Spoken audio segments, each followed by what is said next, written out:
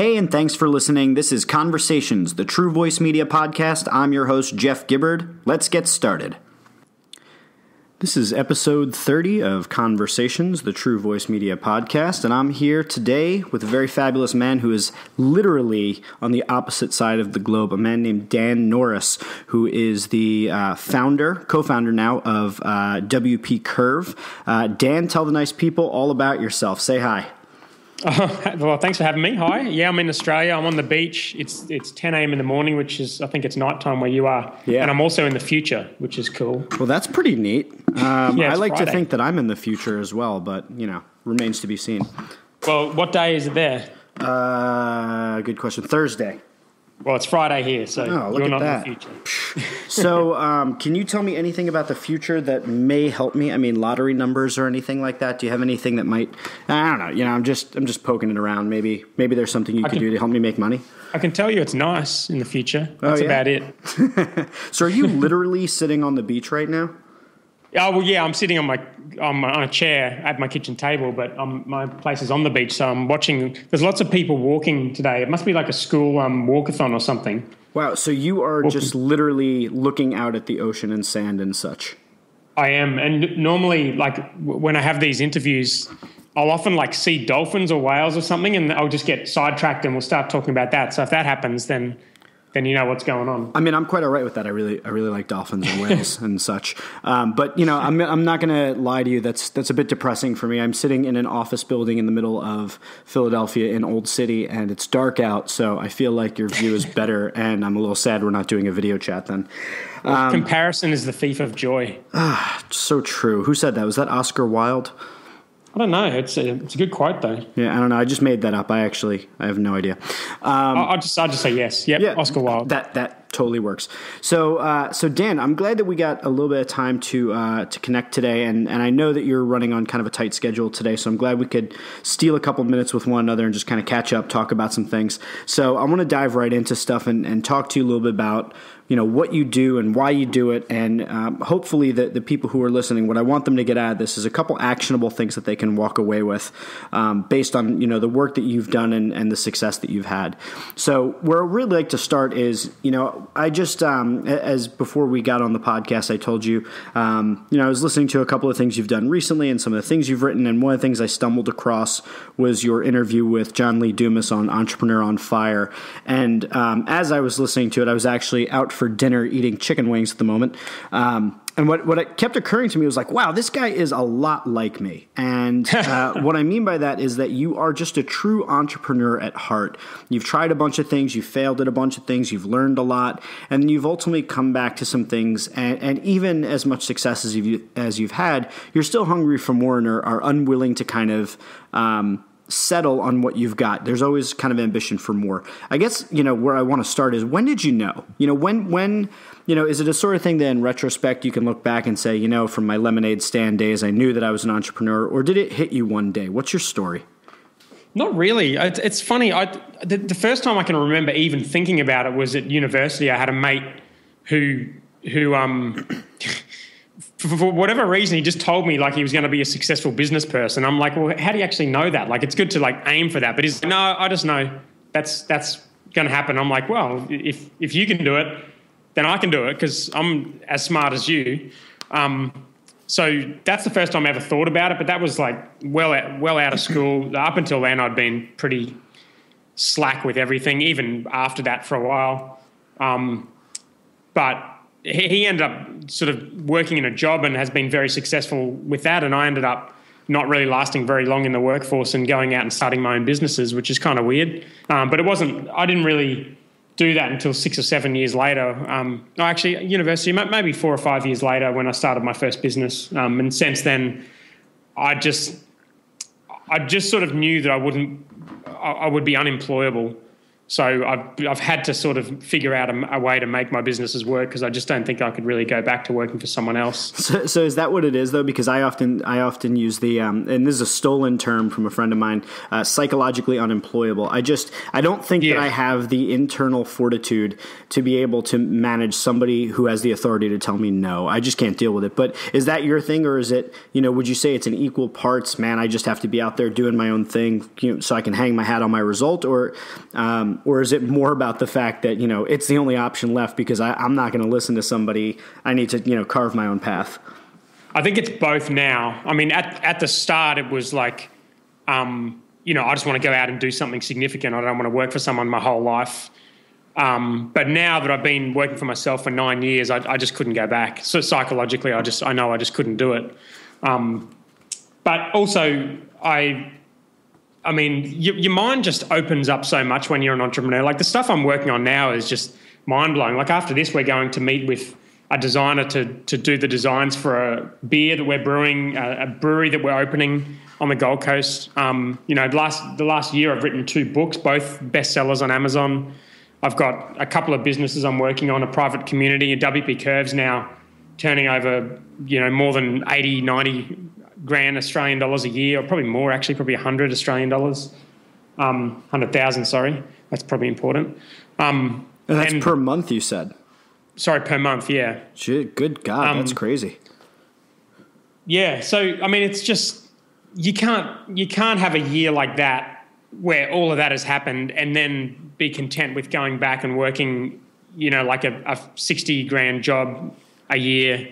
Actually, for any money, I just couldn't go back and work for someone else now. It wouldn't matter how much they paid me. So I think psychologically you do get to that point where you're like, actually, I've experienced so much that I just can't go back.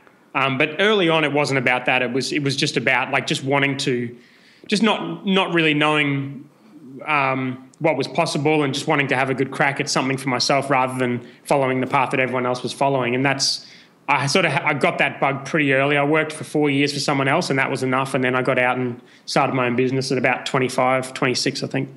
Okay. And one of the things you just said is, you just listed a ton of different things you're working on, from writing the book, which is something that I've been struggling with to write my books.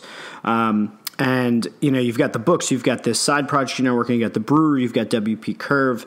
And in the podcast that I heard you on with John Lee Dumas, and then mirroring some of the advice that I've gotten and that really helped me in my career, of really just focusing on one thing. At what point of success, or, I guess, at what point did you rise to a point where you could start to then work on all of these side projects? Because I'd imagine, just like me, you have a new idea every day, and it's this idea of, which ones do you follow up on, and how much do you need to keep digging in on that one big idea? Yeah, so I think I probably worked on WPCurve more or less for a year without doing anything else. And then actually maybe more than that, like we really doubled down on that. The previous year I worked on the previous business for a year solid without doing anything else. And then once WPCurve sort of settled down a little bit, we've got a decent team of 40 plus people around the world now that keep that ticking over. And it's sort of less demanding on me as it used to be. And I'm also wanting to do other things. I had a few online projects I was working on, but I've shut those down, and now I'm ready to work on this offline project with the brewery and just do something different and apply those skills in an offline setting. And I'm excited about doing that. I think I've been working online for a long time, and I'm ready to do something in the real world. In the quote-unquote real world. Well, yeah. For the people listening that have absolutely no idea whatsoever what WPCurve is, could you just take a minute or two and just break it down for them? What was the genesis of the idea, and how you picked that one out of, the myriad of ones that you've had? And then, what is it that you're doing, and whose ears should be perking up as this is something they should be looking into? Just take a few minutes and just talk about that if you could. Yeah, well, I mean, if you've got a WordPress site, you'll probably know that from time to time it doesn't do things that it should, or you need a developer to fix something that's broken, or a plugin clashes with something else, or you need some good advice on what plugin you should use for achieving a certain outcome. You want to set up analytics, or you want to set up Yoast SEO or something like that. All those little jobs that you have as a WordPress website owner. In the past, really all you could do was find a developer or go through Odesk and try and find a contractor and hand over your passwords to someone new each time and try to work with someone on the other side of the world and or locally. If you have a problem at night time, try to work with someone locally and not get a reply for a day. And our service is unlimited small jobs 24/7. So it takes a lot of the guessing out of the equation, a lot of the responsiveness that people want. We give them. We give them certainty around how much it's going to cost each month. This is just a fixed monthly subscription from $79 a month, and that's really resonated with people, because I think if you've got a real business and you're using WordPress, then you don't want to be hiring a developer each time you want to change. You just want someone reliable there and available to fix things when they don't work the way you want. And I think that's why it's sort of taken off from 0 to probably 1,000 or so customers over the last 2 years. That's really awesome. And how did you go about marketing that and getting the word out about it? A lot of the listeners of this show are people that are either, early stage entrepreneurs, small business owners, people that are trying to really get the word out about what they're doing. And to hear the success you've had with WP Engine in such a short period of time, can you break it down, some of the things that you did to get the word out there and get people in there? Yeah, WPCurve, not WP Engine. I'm sorry, I meant WPCurve. I use WP Engine as my hosting, so it just rolls off the tongue. But we do too, and in many ways, it's their story was kind of similar, because Jason had his own personal blog that he was writing a lot of content on, and he sort of knew a lot of these big influencers and created this service that he knew a lot of people needed. And I sort of did the same thing, which is I had my personal content that I was putting out there each week. And, I knew the problems that I could solve for a lot of the people in my audience. And I just set about doing more and more content to get attention for what we're doing. And eventually that turned from my personal content into the WPCurve blog, which is now managed by a team of content people that work for us, that work for me. And we've just doubled down on content. The more time's gone on, the more we've put into the content. And that's really the only marketing we've done. And that's why my last book, Content Machine, is all about that, because that's really the only marketing I've ever done that I've ever been able to make work for anything is content marketing. And I wanted to tell a story about how we were able to do that. All right. Well, I think that's actually a good place for us to go next, because it's really where I wanted to spend the bulk of our time together. Again, I know we only have, probably another 20 minutes or so to talk, but I really want to dig deep into content, since that is your main area of expertise. It's what most people know you for. I was hoping you could, just give a brief overview of what the book Content Machine is about, and tell people why they might want to look at it. Who's it for? Yeah, I mean, I think the reality with content marketing is a lot of people do it when they start a business, mainly because they don't have any money to spend on advertising, which is fine. I actually think that's a good thing, because I think if you're starting a business and you're spending money on paid ads, there's a 99% chance that money's going to be wasted, because you just don't know the numbers. You don't know where it's going. It's going to be really hard for you to compete with the big companies that have the paid advertising really down pat. So content marketing sort of became this thing, almost like a default for people. When they start a business online, they start a blog and start putting content out there. But the problem is that it doesn't work for most people, and most people don't know why. So I wanted to, A, solve the problem of why I think it worked for us and why it doesn't work for most other people, and B, give people a framework to follow to actually exit themselves from the process. Much like you do when you start a business, you don't start a business that relies completely on you. If you did that, you wouldn't be an entrepreneur. You'd just be creating a job for yourself. You start a business and you get other people to do the work, so you can work on strategy and other people can do the implementation. And I wanted to take the same approach with content marketing, which is what we did with WPCurve. I laid out the strategy. I got my hands dirty early on and did all the content for us. But eventually I was ready to move on. I wanted to get someone else in to manage all of that. So I wrote all the procedures and looked at all the software and tools to use. I hired someone to come in and do it, and our content has been better ever since doing that. So I wanted to tell the story of how to make content marketing work, but also how to scale that in an entrepreneurial way so that you can get on and do other things rather than spending all your day writing blog posts. So 2 questions about that. I mean, the first is just in terms of you scaling it and bringing other people into it. Do you think that your voice is missed from that process? And then I guess the second thing is, anytime I hear about, kind of finding the secret sauce of sorts and finding a process that works and then sharing it with people, if enough people are then doing that process, do you think it then creates a situation where that no longer is effective and a new process needs to be born out of it that differentiates between that? Okay, which question am I going to answer So first? start with the first. Your voice missing. Tell me about that first. Well, okay. Well, the voice thing I'll say really quickly is very simple. And I talk about this in the book a little bit, which is you can choose how you want to approach this. You can do whatever content you want, and then at some stage you can turn that content off and turn different type of content on if that's what you want to do. We did that with our podcast, but having said that, our written content was a lot more successful than the podcast. So I think it's going to be hard to turn your voice off if you're doing certain types of content. If you're doing a podcast, if you're doing video, it's going to be very hard to turn your voice off. If you're doing written content, it's not that hard. And I had procedures for everything. I had a lot of people tell me, the content is just as good as it was before. Most people, to be honest, didn't even notice that I wasn't doing it anymore. When I started talking about this at conferences, I'd say, I haven't actually written a post on the WPCurve blog in 6 months, and now it's been almost 12 months. I think I've written one post in 12 months. No one even cares. It's a bit of a hit to the ego, but in reality, people are there for the content. And so it was reasonably easy to exit myself from that. What was the other question? Because that was a good one. Yeah. So the idea of, we found that this works. Okay. Now everybody's doing what works. Does that make it less effective, or is it just the sort of thing where if you find something that really does work, there's always going to be enough people that are doing it a different way that this will stand out? Yeah. So a couple of ways I'm going to address this one, because this is a good one. The first is part of what works is differentiation. That's the number one thing that you can do with content marketing to make it work, and that is to stand out from what other people are doing. So by definition, not everyone can differentiate. If you understand differentiation as a core factor in your content, then you understand that what you do now might not work next month. So the example, and I talk about this specifically in the book, the example with Pat Flynn, for example, doing his income reports, and we started doing them in 2012 as well. Back then, I think he started them in 2008 or something like that. But yeah, back they when go he did way back.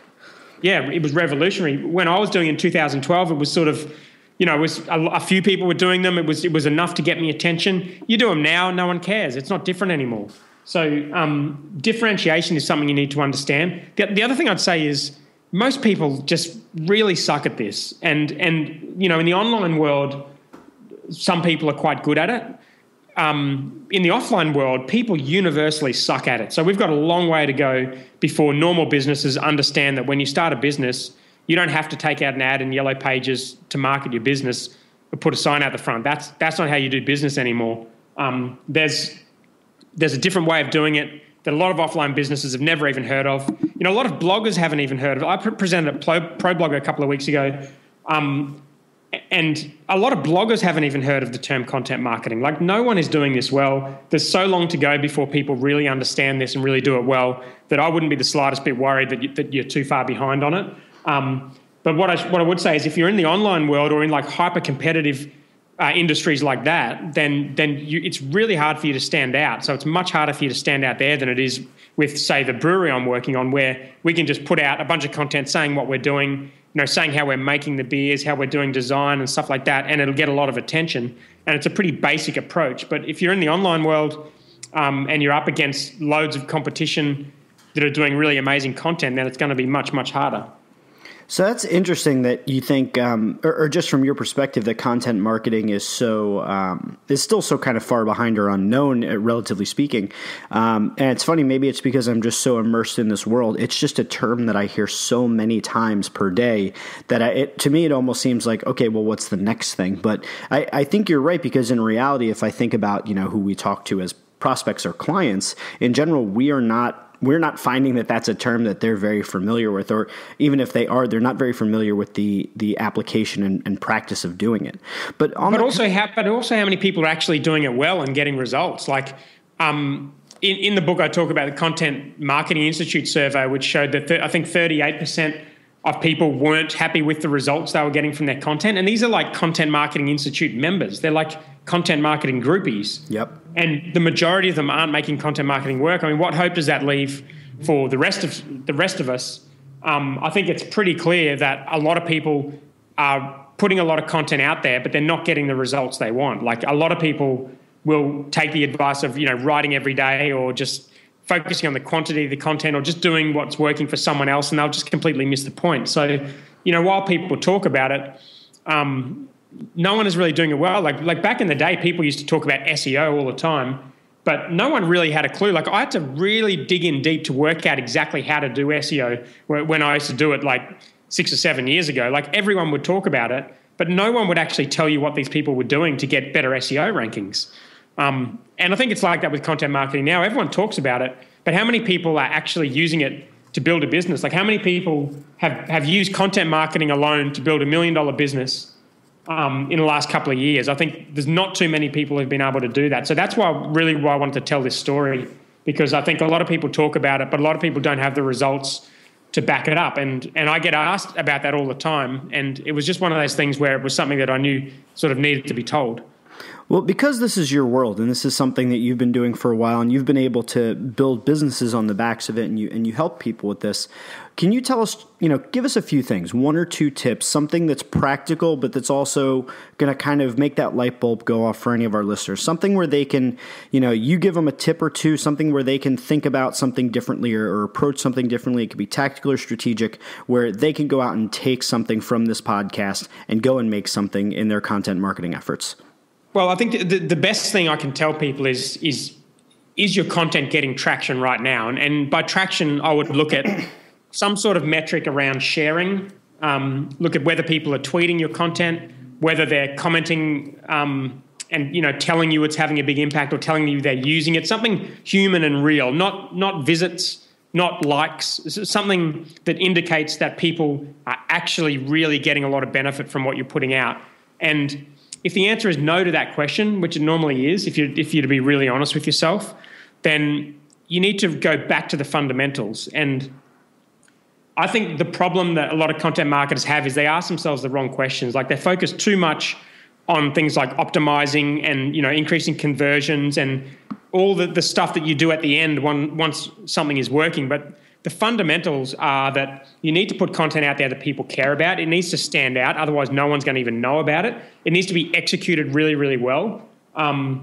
So if those things aren't in place, and it also needs to be linked to the business in some way. You might be doing a lot of good content, but it might not be a logical link between that content and actually selling some products. Mm-hmm. So those fundamental things are the best things people can focus on. If your content's not getting traction or if your business is not growing because of your content, you don't need to read a blog post on increasing conversions. You need to go back to the fundamentals, test out a bunch of stuff and try to work out what kind of content people really care about. And if you're doing videos and they're not really, really good quality and, they're just not getting traction, then stop doing it. Go and do something else that is going to work and do something that you feel you can do really well. I found that writing is easier to do well, even if you're not a good writer, and I wouldn't regard myself as a good writer. But it is something you can do well by just refining it and perfecting it, observing what other people are doing, looking at people who are doing it really well and just getting some inspiration from that, and just deciding that what you're going to do is put out something that's amazing rather than just writing for 2 hours every day, making that mental shift from quantity to quality. And I think that's where people go wrong. It's back at that fundamental level. So if you're doing content, it's not getting traction, go back to the start and do something of higher quality that's a little bit different. Test what works and do more of what works. What would you say then is the point at which you should quit, though, where you should stop doing a particular thing? Do you have any sort of a general rule where you say, give it 3 months, give it 3 weeks, give it 5 episodes? What's the point at which, because there's a certain point, it's like, you do something once and, nobody read it. That's not obviously what you're recommending, but what's the point at which you think it's probably best to cash it in or try something new? Well, I think this is like, I see a lot of parallels between startups generally and content marketing, because I see content marketing as an entrepreneurial exercise. It's not what bloggers do. Bloggers create blog posts, but content marketers are entrepreneurs. They have to figure out a way to build a business from their content. And there's a lot of parallels between the two. And if you ask me the question, how do you know when a business is not working, whether to move on to the next one, I'll give you the exact same answer, which is that there are no rules around that. There's no, I would love to have a quantitative metric, which some people have tried to come up with, but I think it's BS. I think it's all gut feel. I know in my case, I've worked on businesses for 7 years. Then after that, decided they were no good. I've worked on other ones for a few weeks and then decided that they were no good. And I've gotten better at really being honest with myself about what's getting traction and when I've given something a good enough crack versus when I'm just not doing it well enough and I need to do it better. And I think it's a gut feel thing. It's an experience thing. It's just being honest with yourself and knowing that you've had a good enough crack at something and moving on to test something else. But you can also, with content, test a bunch of things at once. And that's what I did early on. I did every type of content you could possibly imagine. I did it all at once, and I really paid attention to what was working. And the first thing I ever did that worked was a really long written piece that was a really practical, actionable piece of content, lots of images, really nicely laid out, nicely executed, really, really useful, long, probably 3,000 words. And once I got a post like that got real traction, that was when I knew like I could do more of that, and that would give me better results. So you want to hit on something that goes really well. Some people use Periscope and they're a good fit for that. Some people do video and that works really well for them. Some people do Instagram and that works really well for them. You need to find something that's going to work really well for you. Fair points. Well, I know we're just a time check. Where are you right now? How are we doing? Because I have a few more things I'd love to cover with you, but I also want to be sensitive to your time. I know you got to run to them. Yeah, I've got a couple of minutes. So. All right, cool. There's a couple other things I just want to cover, and I got to figure out what are the ones that are most important here. But I guess I would start with content strategy and editorial calendaring. Just being planful. How much does that play a factor into what you do personally and what you've done for WPCurve, and what you recommend for people that are doing content marketing as a business driver? Well, I think consistency is very important, but again, this stuff is not as important as getting the quality right. And I think like early on, I didn't have any content schedule or calendar or anything like that. I just focused purely on create a bunch of stuff and figure out what's going to work. Once I've figured out something that worked, we put a schedule in place and procedures for absolutely everything that meant we could deliver on that consistently each month. And if your guys go to contentmachine.com/resources, you can grab all those Google Docs that I've used. It's free. There's no email opt-in. You don't need to buy the book. You can use all that stuff yourself. But what I would say to that is don't be thinking about that early, because you're back in that mindset of thinking mechanically instead of creatively. And you need to get to the point first of creating something that's high quality, and then the scale part comes after that. And in the book, the scale component is the last chapter, not the first one. But I think a lot of people naturally think about that sort of stuff first. Got it. Paid channels and paid promotion. How much is that playing a factor into everything that you've been doing, or have you been able to really leverage organic sharing, reaching out to the right people, connecting with influencers, using the right keywords, and all the things you do on the organic side? How much has paid been a factor, especially with a lot of the changes these networks have been putting in place to make it more difficult to get organic reach? Oh, that's a good question. It's probably too big for me to answer quickly. I mean, we don't really do any paid stuff. We're starting to experiment with Facebook ads, but not that I'm saying other people shouldn't. I mean, for a 2-year-old company, we probably should be starting to look at this stuff now, which we are. I think there's always opportunities for organic reach. I mean, it's Facebook, for example. Like I put stuff on my personal Facebook, and I have Facebook groups that work really well for our content. Our page does absolutely nothing. We don't do a good job of it. It doesn't get any traction, so we just don't focus on the page. There's other platforms coming out like Periscope and Blab. Instagram at the moment, organic stuff is so powerful on Instagram. It's not going to stay that way forever. But the newer social networks, the organic opportunities are huge. Still Google. Like Google's still our number one referrer, and they're the most advanced and established referrer of traffic in existence for most of us, but we still get the majority of our traffic organically from Google. So there's still opportunities there if you're creating high quality stuff. But I think it does get a little bit harder. Like early on, something like AdWords was so easy. Facebook targeting, retargeting now is starting to get pretty good value, but 10 years down the track, that stuff is going to be like yellow pages. So I think getting in early can be useful.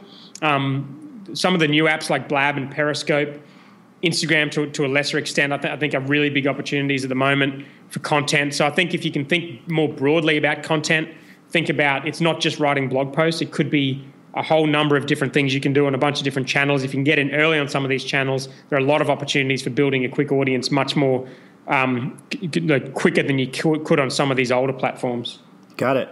All right, cool. Well, I'm going to leave you with this last quick question. It's a two-parter. The first is just list off a few tools that you think are kind of indispensable. They've been really helpful for you, and you think anybody getting into content marketing might want to consider. And then the second piece is just tell people where they can go and be social with you, where they can connect with you, learn more about you, and I'll be sure to put all of this stuff in the show notes.